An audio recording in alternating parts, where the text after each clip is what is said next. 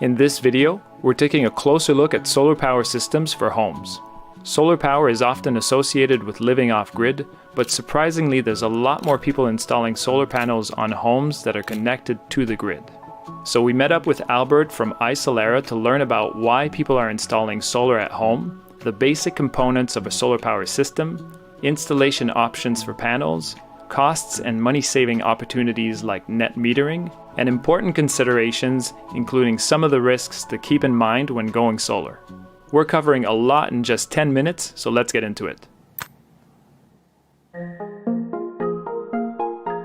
The sun rises every day, and it's a guaranteed energy source. So as we transition to more electrically based infrastructure, so heating, cooling, transportation, all of it is going to need a renewable energy source. And solar is part of that solution.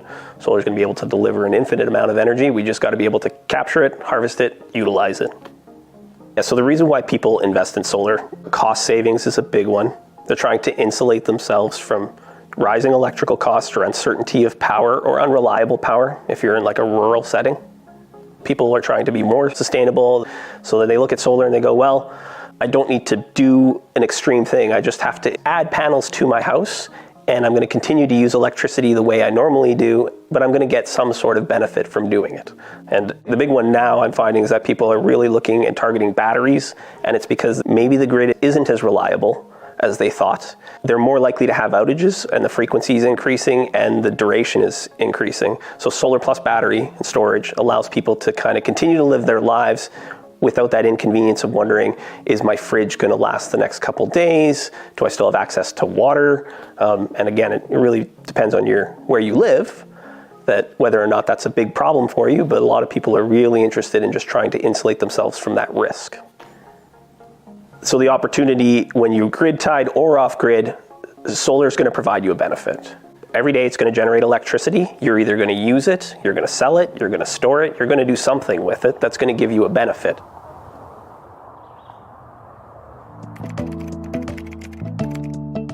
So like basic components of a solar power system is you need a solar panel. That's what's actually going to take sunlight and turn it into power.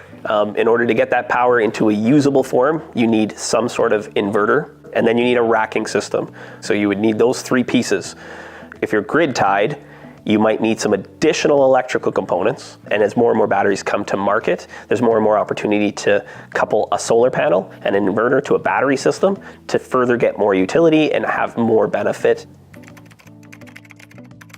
For residential, the most common types of installs are roof mount, because they have existing infrastructure that can support panels, so it's facing south or east or west, or ground mounts, and that usually just comes down to viable space. So both have their pros and cons, but pretty much every residential customer starts with, I'd like to add solar, and we look at what existing infrastructure can be best utilized to achieve those goals. So as far as requirements for like a roof mount, solar can go on asphalt shingles, tile shingles, clay tiles. Literally, the racking system exists that you can build on any roof. So there really aren't too many limitations as far as what kind of roofing type, but you typically want a roof that's in good condition. So kind of from day one, you want to determine, is this roof going to outlast potentially the performance of the solar system? If not, if there are ways that I should mitigate that cost now. You might want to re-shingle if the shingles are showing their age. A lot of these components are fixtures, so they can be removed, but there is costs associated with installing and uninstalling something that's functioning to replace the infrastructure below it. So you want to avoid that cost because it eats into the economics of doing the project. Ground mounts are fantastic. From a standpoint of installing, it's safer, it's easier to maintain, it's easy to do inspections on, and the big one is you get a bump in production. So when we put a solar system in that's on the ground, you can point it in the right direction and have it at the right angle. If you can adjust the angles seasonally, because the sun changes in the horizon, you can further optimize the worst times of the years and the best times of the years when the sun is overhead. So your production numbers increase, so now you need less infrastructure to produce the same or more energy, but it might come with some additional costs because now you're building the infrastructure for a ground mount, whereas before you were just using a garage roof or a house roof. There is a market for off-grid people. There is a community of people that want to be independent, But we think that there's more opportunity and more benefit if we're able to offer the solar to a much bigger demographic. So there are more people connected to the grid than off grid, and there's just more opportunity to have a bigger impact. So net metering is the most popular program that we deal with. So the idea with net metering is you would still have a system that's connected to the grid, but you wouldn't have to store all the energy. And as a net over the year, you would generate as much energy as you use for the year, so that the goal is zero. I'm going to try and buy zero power from the grid because I'm always generating enough to offset what I need. So in the summer, you're producing more energy. That energy goes out to the grid as a credit. And then in the winter, maybe when your system isn't producing as much as it would be because it's covered in snow, and when the sun goes down and you need power at night, you have an excess amount of credit that you continue to draw from, so that on the annual cycle, you're actually using as much power as you're generating or getting as close to as possible. Normally when we start net metering, the process of net metering, what we try and do is understand what is the consumption that we need to offset. And then we would design a system that would try and target 100% of that. There's usually no incentive to generate more unless there's a program available that incentivizes you to do more because there's a financial reward. So most people build for 100% offset, plus or minus 5%, because the weather can be different year to year. So you want to make sure that you're designing for the averages.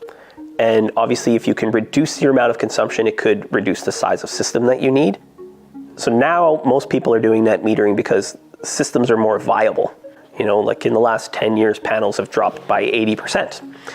And battery pricing is starting to do the same. So now we're able to generate low-cost renewable energy, and it's part of the energy mix of hydro and all the other things and wind. But now you can generate it yourself, and you can store it yourself. And you can choose to run your home with it, or you can participate in programs. So when the power goes out, a net metering system could also provide you functionality, but in order to get power when the grid's down, you need a battery. And the battery starts to run the home and uses the solar to run the loads in the home. We're seeing a lot more of it because people see a lot more power interruptions, and they have a perfectly good solar system on their roof that's doing nothing. So with a battery, your solar system continues to operate when the grid is gone. The battery technology is expensive, so it is an additional investment on top of the solar investment, and so it is a nice to have, but most people don't need the protection.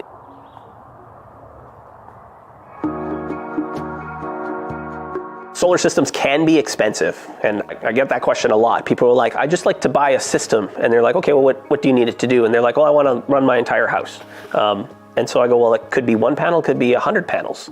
So the context of it is really based on what your requirements are. So when people are starting to look at costs associated with solar, I usually recommend that they first do some personal investigation, but they should set a budget of money that they have allocated to pay for the technology and try and figure out if they're borrowing and what programs are available, what rebates are available, and talk to somebody who's knowledgeable.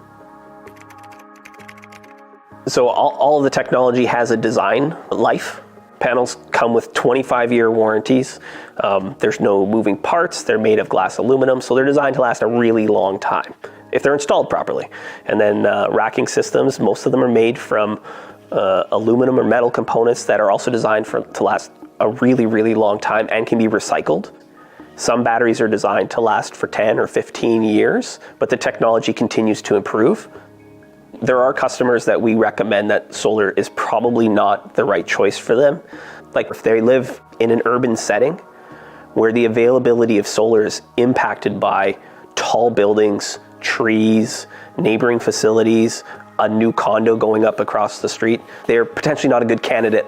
Like when we model a system, we have to keep that in mind and say this system needs to exist for 20, 30 years, and we're designing and projecting that far out. So there are risks to installing solar. The technologies have a lot of certifications that are required so that there's less danger present on the roof and potentially less high voltage, but there's still a risk that you might have snow come off your roof if it lets go, slides off your roof, or if you have a wind event, you could have panels that are damaged by debris. But if there's an issue with the system, they usually shut down and go into some sort of standby mode. But your roof potentially could be affected by a roof leak, ice damming. So you need to be aware of if you choose a good installer, that they are doing their best to make sure that the product is installed correctly. And potentially that involves doing building permits and structural assessments to make sure that you can mitigate any of the risks involved with installing solar. I mean, it's a very low risk. Like, solar's been out for a long time, and we've been building roofs for as long as man has been alive. So the idea of being able to install a system so that you have a very, very low probability of having an issue with a roof leak, that's just picking a good contractor and making sure they're using the materials correctly. So the risk is very, very low. Pretty much anybody could benefit from solar, and if you have the capacity, capabilities, financial resources to do it, the positive spin is the environment can also benefit. The world will be in a better place. Other people will become more aware of what technology is available. So that spin-off effect is tremendous, and that's what we've seen too with anybody who puts solar on. They talk to their neighbors, and they share the successes of the project to allow other people to see maybe that benefit can apply to me. In most cases it does, because most people like electricity and use electricity on a daily basis. Subscribe to Exploring Alternatives, and please share this video if you liked it. You can also find out more about iSolera at isolera.com. Thanks for watching.